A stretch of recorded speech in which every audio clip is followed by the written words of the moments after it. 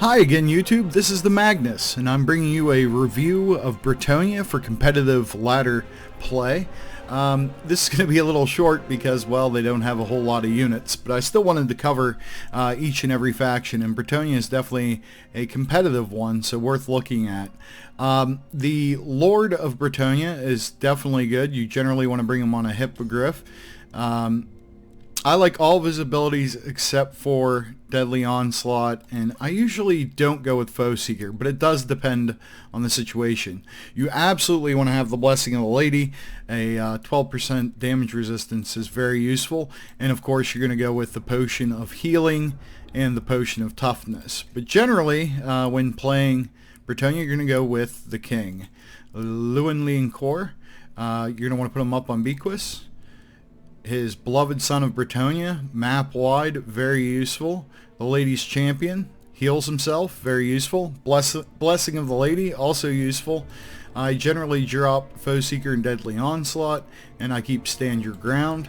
As far as item, the Sword of Corone is cost effective, and it lasts 32 seconds on a 90-second cooldown. It is area of effect, and it's definitely going to make the people, your enemies around the King, much weaker, so you're going to want to go with that. So total comes in at 2342. So generally you're going to go with the King. If you're looking to save a little money or get some more survivability out of your Lord, then you'd want to go with the standard Lord, but the King's abilities and item definitely make him the favorite. The Paladin is a very useful hero, especially because you can double potion him, which you should always do. You can put him, he's good on foot, he's good on a horse, he's good flying. Generally you're going to go flying, and I usually strip these two abilities, so he comes in at just $9.99, which is very affordable. Damsel, you don't see her a lot, but you are starting to see her more in competitive play, and I think she's a great value. I generally leave her on foot to save money. I do not keep the Aura of the Lady generally unless I'm expecting a lot of magic. If I'm expecting flying battles, I do keep Roiling Skies. It's only 53. Arcane Conduit, depends on how much casting you plan on doing. At 118 though, generally that's a good one to have. The spells that are worth taking, Wind Blast is very situational. I generally don't bring that.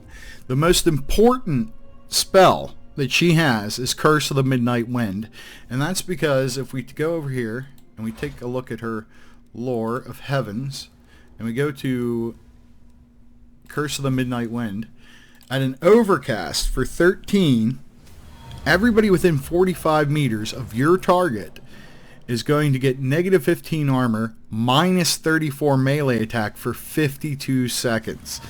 This is excellent for casting on enemy cavalry, or any sort of a blob, or where you can get a lot of infantry. This is going to make the difference between your infantry hanging in there for a while to your infantry even possibly winning against much superior opponents. Curse of the Midnight Wind is an absolute must-have. Urian's Thunderbolt, no. Comet takes way too long to come down. Chain Lightning, way too unpredictable. I like Harmonic Convergence. It's great for making an ally much stronger. Obviously you want to use this on things like your cavalry or your king to get maximum effect. I generally bring this. And then item wise, you could go with the Scroll of Power to boost your magic, but generally you're not going to need it. So it's 654. You're going to get an excellent single target buff and one of the best debuffs in the game that lasts damn near a minute. So it's very powerful. Do not discount the Damsel. She is very useful. Spearmen and Shields is your basic foot infantry. They're anti-large and they're charge defense against all. If you look at their weapon strength, you're going to see that they do have armor piercing damage and a considerable bonus versus large. The biggest issue with them is their leadership. They have trouble sticking around, so you want to keep your Damsel in their vicinity, or one of your other heroes or your leader, because they're going to need that aura buff. But generally they are quite serviceable. If you have the money, and I generally avoid going with just spearmen, you're going to want to get some men-at-arms polearms. Now, I forgot to mention, the other advantage of the spearman at arms is that he does have his shield. So if you're dealing with a faction that has a lot of missiles, he suddenly looks a lot better. But when you upgrade to the men-at-arms polearms, you'll notice you're getting 8 more leadership. The other thing you're getting is armor piercing, which he specifically has 19 armor piercing damage. And the bonus versus large is a little larger than the spears. So anytime you're fighting armored opponents or a lot of large monsters, cavalry, the spearmen again will be serviceable, but the men-at-arms polearms is going to get more kills and it's going to hang in there longer. Now, one of my favorite ranged units in the game is the Peasant Bowmen.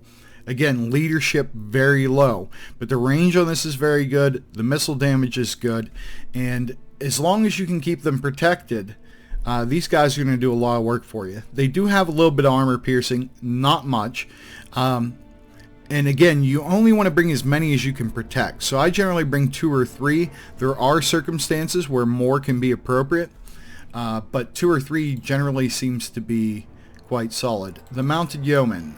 I can't say much besides there's really no reason to ever bring this guy. He's quite fast. Other than that, he's complete and utter garbage. Maybe for Vanguard on a map that you need a peek on, but in that case, I would go with the Mounted Yeoman Archers. Knights of the Realm, a very cost-effective cavalry unit, actually the most cost-effective that you have playing as Bretonnia. They're very good against infantry. The shield helps a lot with one of the biggest weaknesses of many cavalry, which is missiles. A very respectable charge bonus, and their weapon damage has 9 armor piercing, so they're decent against armored opponents.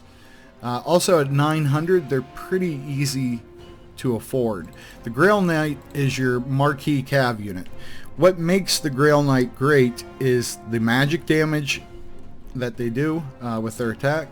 So if you look at the Grail Knight here, you'll see magical attacks.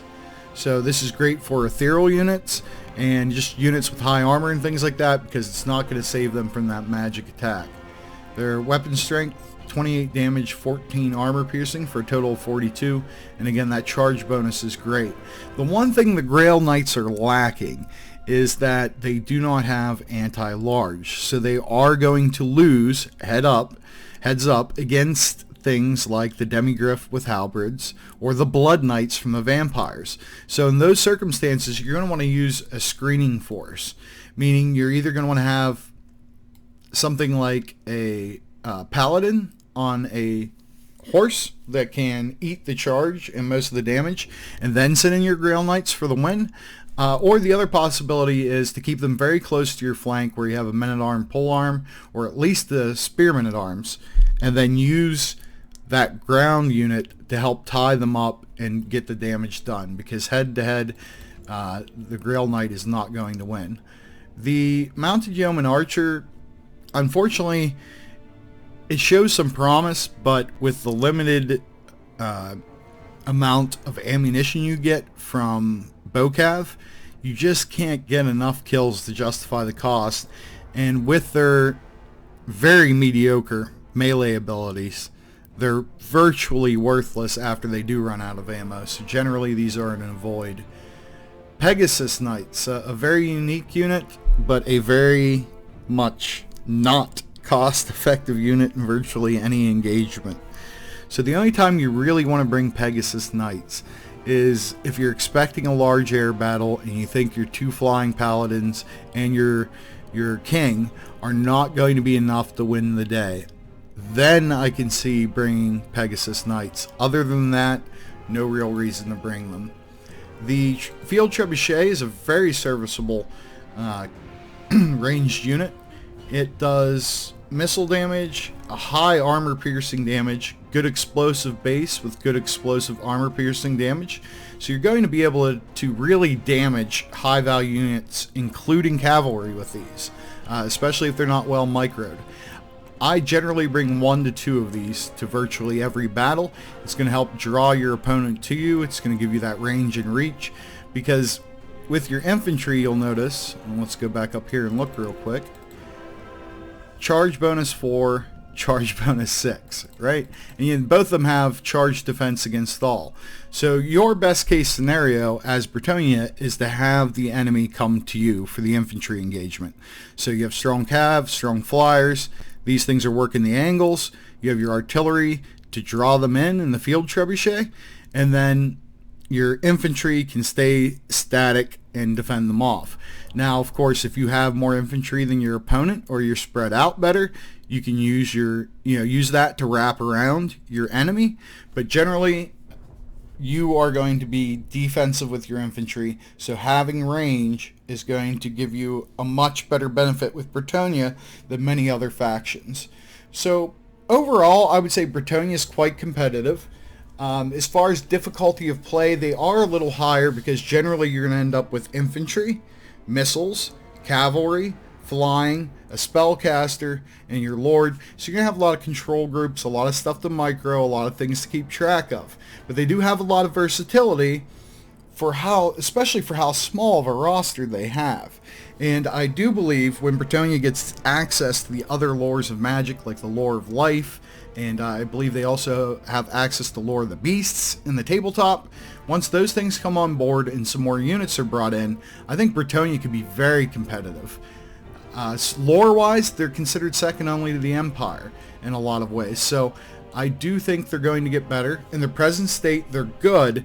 But speaking of the Empire, that's one of their toughest matchups because essentially everything that you do, the Empire can do better. They have better cav. They have better, more versatile infantry.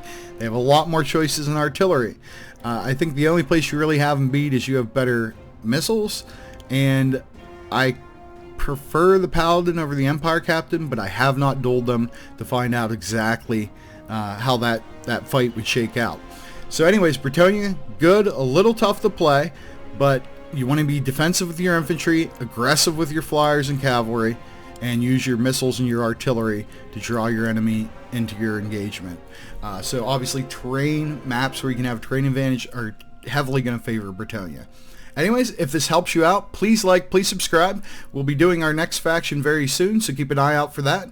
Until then, or until our next battle, take care, and I'll see you soon. This is the Magnus.